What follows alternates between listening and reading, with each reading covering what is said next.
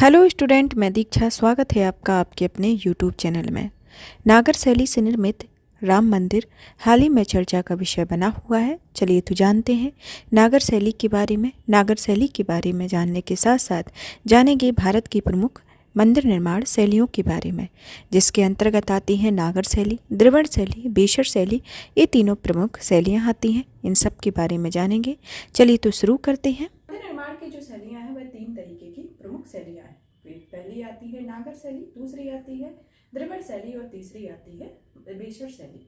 नागर शैली के मंदिरों की संरचना के बारे में देखेंगे। द्रविड़ शैली के मंदिरों की संरचना जैसा कि आपको इस चित्र में दिखाई दे रहा है कि ये नागर शैली के मंदिरों की संरचना है, ये द्रविड़ शैली के मंदिर की संरचना है और ये इस बेसर शैली के मंदिरों की संरचना है। तो इनके बारे में जानेंगे और इनकी प्रमुख विशेषताओं के बारे में जानेंगे, इनके डिफरेंसेस के बारे में जानेंगे, इनका कब विकास हुआ, इनके संदर्भ में पूरी विस्तृत में चर्चा करेंगे। चलिए तो सबसे पहले तो हम देखते हैं नागर शैली के बारे में। नागर शैली के बारे में सबसे पहले तो उनके विकास क्रम को जानते हैं कि इनका विकास क्रम क्या रहा है। तो नागर शैली का जो विकास क्रम रहा है वह 7वीं सदी से 13वीं शताब्दी के में इसका विकास हुआ है। कब हुआ है नागर शैली का विकास? 7वीं सदी से 13वीं सदी तक इनका विकास हुआ है। और इनका जो विस्तार क्रम है, इनका विस्तार हिमालय से विंध्य पर्वत के बीच इनका विस्तार क्रम, जो कि उत्तर भारत में इनका विस्तार रहा है।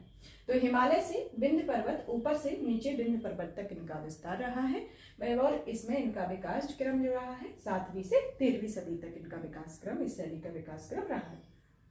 अब आता है कि हम इसके संरचना को देखते हैं कि मंदिर निर्माण की ये प्रमुख संरचना के बारे में देखा जाता है कि इसमें मंदिर किस तरीके से निर्मित होते थे, नागर शैली में किस तरीके से निर्मित होते थे। और नागर शैली के प्रमुख मंदिरों के उदाहरण के बारे में भी देखेंगे कि उनके किस तरीके से ये मंदिर दिखाई देते थे। जैसे कि ये गर्भगृह, सबसे पहले तो हम इसमें ये ऊंचे चबूतरे पर इन मंदिरों का निर्माण होता था। नागर शैली के मंदिरों का निर्माण किस पे होता था? एक ऊंचे चबूतरा बनाया जाता था और उस पर मंदिरों का निर्माण किया जाता था।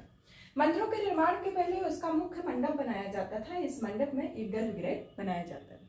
गर्भगृह में मुख्य देवता का विराजमान किया जाता था और गर्भगृह के चारों तरफ, जो कि गर्भगृह के एक मंडप बना होता था, मंडप के चारों तरफ एक प्रदक्षिणा पत्र, एक बाड़ा टाइप का बनाया जाता था जिसे प्रदक्षिणा पत्र कहा जाता था। मंडप के बगल में एक महामंडप, एक अर्ध मंडप और नित्य मंडप का निर्माण भी किया जाता था। और जो कि अभी वर्तमान में इस तरीके की संरचना खजुराहो के मंदिर और पुरी के जगन्नाथपुरी के मंदिरों में देखने को मिलती है।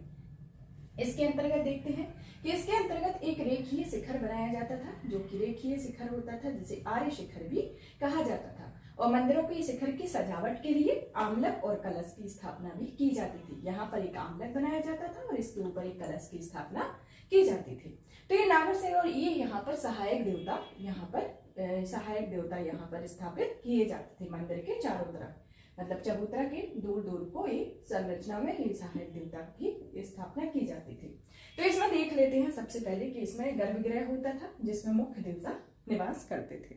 फिर आता है कि महामंडप बनाया जाता था। मंडप के चारों तरफ पे प्रदक्षिणा पथ बनाया, एक बाड़ा बनाया जाता था, जिसकी बाड़ा बनाया जाता था।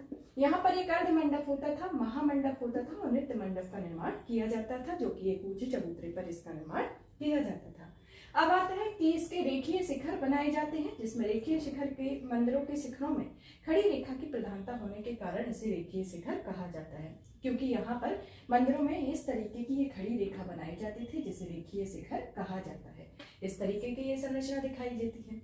मंदिरों की जो विशेषताओं को देखें तो ये वर्गाकार तथा ऊपर की ओर वक्र होते हुए शिखर इसमें बनाए जाते थे। जैसे कि ये वर्गाकार आकृति में बनाए जाते थे, जैसे ये नीचे वर्गाकार आकृति में है, लेकिन जब वो ऊपर जाते हैं तो एक वक्र का रूप ले लेते हैं कि इस तरीके से ये वर्गाकार के होके ये ऊपर की ओर शिखर के रूप में एक रेखीय शिखर की संरचना में बदल जाते हैं। तो इस तरीके से इनके मंदिरों की ये विशेषताएं हैं। उड़ीसा के मंदिर जो शुद्ध नागर शैली का प्रतिनिधित्व करते हैं, भारत के उड़ीसा में ये शुद्ध नागर शैली के का प्रतिनिधित्व करते हैं ये जो मंदिर होते हैं। और इन मंदिरों में आता है इनके सर्वोत्कृष्ट उदाहरण जैसे लिंगराज का मंदिर हुआ, पुरी का जगन्नाथ मंदिर, कोणार्क का सूर्य मंदिर और खजुराहो के मंदिर, दिलवाड़ा का जैन मंदिर आदि इसके प्रमुख ये मंदिर निर्माण रहे हैं। तो ये नागर शैली के प्रमुख मंदिर रहे हैं और इसमें ये प्रमुख सहायक देवता बनाए जाते थे और जो कि ऊंचे चबूतरे पर बनाए और इसका विस्तार कहाँ है? हिमालय से विंध्य पर्वत के बीच इसका विस्तार है। 7वीं से 13वीं सदी पर इसका विकास हुआ। नागर शैली के मंदिरों को चतुष्कोणीय आकृति में बनाया जाता था और मंदिरों के शिखरों में खड़ी रेखा की प्रधानता होने के कारण इसे रेखीय शिखर कहा जाता था। और इसके बाद उड़ीसा के जो मंदिर हैं वो शुद्ध नागर शैली का प्रतिनिधित्व करते हैं। इसमें लिंगराज मंदिर, पुरी का जगन्नाथ मंदिर, कोणार्क का सूर्य मंदिर, खजुराहो के मंदिर और दिलवाड़ा का जैन मंदिर इसके प्रमुख उदाहरण रहे हैं। इनसे रिलेटेड हमेशा एग्जाम में क्वेश्चन पूछे जाते हैं। अब आता है हमारे नेक्स्ट में आता है द्रविड़ शैली, जो कि द्रविड़ शैली है। द्रविड़ शैली का जो भौगोलिक विस्तार है वह कृष्णा नदी से कन्याकुमारी के बीच इसका भौगोलिक विस्तार है। नागर शैली का विस्तार कहाँ है? हिमालय से विंध्य पर्वत के बीच में, और जो कि इसका द्रविड़ शैली का विस्तार कृष्णा नदी से कन्याकुमारी के बीच में इसका विस्तार है। और इसका जो विकास क्रम है वह 7वीं सदी से 18वीं सदी तक इसका विकास क्रम हो रहा है। और इसका जो स्थापना हुई है वह पल्लव शासकों के काल में इसकी स्थापना की गई है। द्रविड़ शैली की प्रमुख विशेषता है। अब जानते हैं इसके संरचना को देखते हैं द्रविड़ शैली के बारे में। द्रविड़ शैली के संदर्भ में इसकी संरचना को देखें तो यहाँ पर एक गोपुरम बनाया जाता था। जैसे नागर शैली में एक ये चबूतरा बनाया जाता था, लेकिन द्रविड़ शैली में कोई चबूतरा नहीं बनाया जाता था। यहाँ पर एक गोपुरम बनाया जाता है। फिर इसके बाद यहाँ एक गर्भगृह बनाया जाता है जिसमें मुख्य देवी देवता निवास करते हैं। फिर गर्भगृह के चारों तरफ प्रदक्षिणा पथ बनाया जाता है, जैसा कि उसमें भी नागर शैली के मंदिरों में भी संरचना देखने को मिलती है। फिर यहाँ पर स्तंभों पर खड़े हॉल बनाए जाते हैं, जिसमें स्तंभों पर खड़े हुए इस तरीके के हॉल बनाए जाते हैं। यहाँ पर मंडप, अर्धमंडप की संरचना दिखाई देती है। और इसके ऊपर ये जो पिरामिडानुमाकार जो संरचना बनाई गई है, जिसमें ये पिरामिड के आकार में दिखाई देते हैं, और यह इसके ऊपर एक स्तूप का भी निर्माण किया जाता है। और इसके चारों तरफ देवी देवता, सहायक देवता निवासरत रहते हैं और इसको सहायक देवता के रूप में यहाँ पर स्थापना की जाती थी। तो ये जो मंदिर है उनका जो आधार से लेकर शिखर तक जाते हैं जब इनके, तो द्रविड़ शैली के मंदिरों का आकार अष्टभुजाकार होता जाता है। ये जो संरचना है आपको नीचे से जब ऊपर की ओर जाते हैं तो ये अष्टभुजाकार के रूप में दिखती है। तथा पांड्य एवं चोल काल में इन मंदिरों के साथ संयुक्त मंडप, गलियारी तथा विशाल गोपुरम या मंदिरों का प्रवेश द्वार भी जोड़ दिया गया।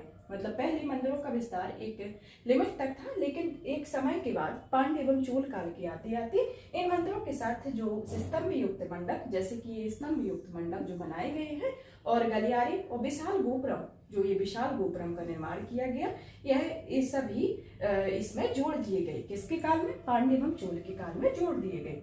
इसके सर्वोत्कृष्ट उदाहरण में आते हैं जैसे कैलाशनाथ मंदिर, तंजौर का बृहदीश्वर मंदिर इसके अंतर्गत एक प्रमुख मंदिर आते हैं। तो यह द्रविड़ शैली के प्रमुख मंदिर है। इसके बारे में फिर से रिवाइज करते हैं कि द्रविड़ शैली के मंदिर का जो आकार है, मंदिर का आकार कैसा है?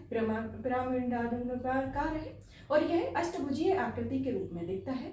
और ये जो मंदिर है वह किस में दिखता है? यह चतुष्कोणीय में दिखता है नागर शैली का। इसमें एक गर्भगृह होता है, उसी के चारों तरफ प्रदक्षिणा पथ बनाया जाता है। स्तंभों पर खड़े हॉल बनाए गए हैं, मंडप बनाए गए, अर्धमंडप बनाए गए और विशाल गोपुरम का निर्माण किया गया। विशाल गोपुरम का निर्माण और मंदिरों के साथ जो स्तंभ युक्त मंडप हैं या गलियारे बनाए गए हैं वह पांड्य एवं चोल काल में जोड़े गए हैं। अब इसके सर्वोत्कृष्ट जो इसका जो विस्तार है वह कृष्णा नदी से कन्याकुमारी के बीच इसका विस्तार देखने को मिलता है। और फिर आता है कि इसे में कुछ सहायक देवी देवता भी बनाए जाते हैं। इसके चारों तरफ में सहायक देवी देवता का निर्माण किया जाता है, और इसमें एक चबूतरे का निर्माण होता है, और इसके में एक विशाल गोपुरम बनाया जाता है। फिर मंदिर निर्माण की संरचना का निर्माण होता है। और इसके जो प्रमुख उदाहरण है कैलाशनाथ मंदिर और तंजौर का बृहदीश्वर मंदिर इसके प्रमुख उदाहरण रहे हैं। अब आता है हमारी तीसरी शैली, बेसर शैली के बारे में। तीसरी शैली आती है बेसर शैली, जिसे चालुक्य शैली के नाम से भी जाना जाता है। यह जो शैली है वह नागर और द्रविड़ शैली के समामिलन से बनी हुई है। नागर शैली और द्रविड़ शैली को मिला जुला रूप ही द्रविड़ शैली कहलाता है। इसकी जो शब्दार्थिक अर्थ के रूप में देखा जाए तो इसे खच्चर होता है, जैसे कि जो कि घोड़े और गधे दोनों का मिला जुला रूप होता है। उसी तरीके से बेसर शैली की कल्पना की गई है कि नागर शैली का भी इसमें उपयोग किया गया है, बेसर शैली का, द्रविड़ शैली का भी उपयोग किया गया है। फिर उसके बाद द्रविड़ शैली बेसर शैली को बनाया गया है। जिस तरीके से एक एग्जाम्पल के तौर पे देखा जाए कि घोड़े और गधे के बीच में खच्चर जो मिला जुला रूप रहता है, उसी के संदर्भ में इसके एक उदाहरण के संदर्भ में भी देखा जाता है। अब आता है इसका भौगोलिक विस्तार जो है वह विंध्य पर्वत से कृष्णा नदी के बीच में इसका भौगोलिक विस्तार है। इसे चालुक्य शैली भी कहा जाता है। यह 8वीं से 14वीं सदी के बीच में इसका निर्माण किया गया था। बेशर शैली में बने मंदिर जो है वह गोल, अंडाकार, पीपर नुमा, ढोलाकार या बेलनाकार मिलते हैं। जैसे कि ये इस तरीके से पीपरनुमाकार शिखर, ढोलाकार या बेलनाकार, इसे ढोलाकार, बेलनाकार इस तरीके के शिखर देखने को मिलते हैं। इन मंदिरों में समतलता की दृष्टि से भावना प्रकट होती है। इसमें समतलता की दृष्टि से भावना प्रकट होती है। इसमें जो पीपानुमाकार जो संरचना बनाई जाती है, पीपानुमाकार संरचना बनाई जाती है, उसके अंतर्गत आता है कि इसके ऊपर एक स्तूपिका भी बनाई जाती थी। जो एक संरचना बनी है, इसके ऊपर एक बेलनाकार या पीपानुमाकार संरचना है और इसके ऊपर ही स्तूपिका का निर्माण किया जाता था। और यहाँ पर एक स्तंभ आधारित कक्ष बनाए जाते थे, जो कि इन दोनों शैली के मिला जुला रूप है। और ये यहाँ पर एक गर्भगृह बनाया जाता था जहाँ पर मुख्य देवी देवता निवास करते हैं। अब आते हैं कि इन मंदिरों में समतलता की दृष्टि से भावना प्रकट होती है। और इसमें जैसे वृंदावन के वैष्णव मंदिर, वृंदावन के वैष्णव मंदिर जो है इसके प्रमुख उदाहरण है। और भी अन्य उदाहरण इसके देखने को मिलते हैं। अब आता है कि इसका जो विकास क्रम रहा है वह चालुक्य, राष्ट्रकूट और होयसल के द्वारा इसका निर्माण किया गया था। तो ये प्रमुख जो शैली है बेसर शैली, इसका जो विकास क्रम है वह चालुक्य, राष्ट्रकूट एवं होयसल के द्वारा किया गया था। तो ये शैली है कौन कौन से? नागर शैली, द्रविड़ शैली, बेसर शैली। तो इनका एक फिर से एक रिवाइज कर लेते हैं। नागर शैली है, नागर शैली का जो विस्तार है वह हिमालय से विंध्य पर्वत के बीच है।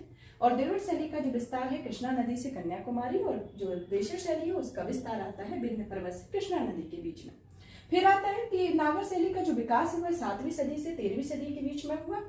द्रविड़ शैली का विकास 7वीं सदी से 18वीं सदी तक। और जो बेसर शैली है उसका विकास 8वीं सदी से 14वीं सदी तक रहा है।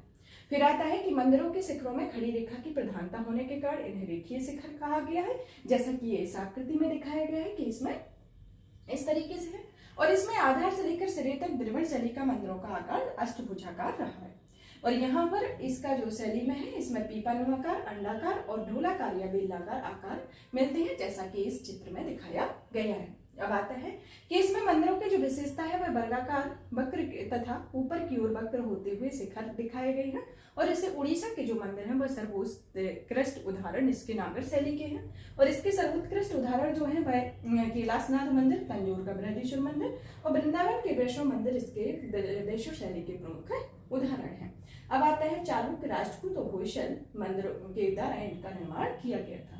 तो ये हमारी प्रमुख शैलियां हैं, नागर शैली, द्रविड़ शैली और बेसर शैली। इनसे रिलेटेड एग्जाम में हमेशा क्वेश्चन पूछे जाते हैं। इनके विकास क्रम को लेके, इनके मंदिर निर्माण की संरचना को लेके क्वेश्चन पूछे जाते हैं। तो इस संरचना को जब आप देखेंगे कि इसमें इस तरीके का चित्र बना हुआ है, इसमें इस तरीके के चित्र आता है और इसमें इस तरीके का, तो आपका माइंड सेट हो जाएगा। तो आपको क्वेश्चन याद करने में इसकी जो विशेषताएं हैं, इसी के इसका जो चित्र देख लेंगे तो उसके अकॉर्डिंग ही आपकी इसकी विशेषताएं जनरेट हो जाएंगी। बस इसके भौगोलिक विस्तार, विकास क्रम, 2-3 पॉइंट है उनको बस आपको याद करना है। बस मंदिर का ये चित्र ड्रॉ कर लेंगे तो उसमें आपको डिफरेंसेस दोनों के पता चल जाएंगे कि एग्जाम में इसके डिफरेंसेस पूछे जाते हैं। तो इस तरीके से आप अपने क्वेश्चन को सॉल्व कर लेंगे, क्योंकि ये मुख्य इंपोर्टेंट टॉपिक है। इसके अंतर्गत प्रत्येक एग्जाम में इससे क्वेश्चन आते हैं। यूपीएससी में इससे रिलेटेड क्वेश्चन पूछे जाते हैं और पीसीएस में भी इससे रिलेटेड क्वेश्चन पूछे जाते हैं। तो ये आज का हमारा टॉपिक रहा है। अब आते हैं, अब हम नेक्स्ट क्लास में नेक्स्ट टॉपिक के साथ मिलेंगे। इसी तरीके की वीडियो को देखने के लिए वीडियो को लाइक करें, ज्यादा से ज्यादा शेयर करें, चैनल को सब्सक्राइब करें। धन्यवाद।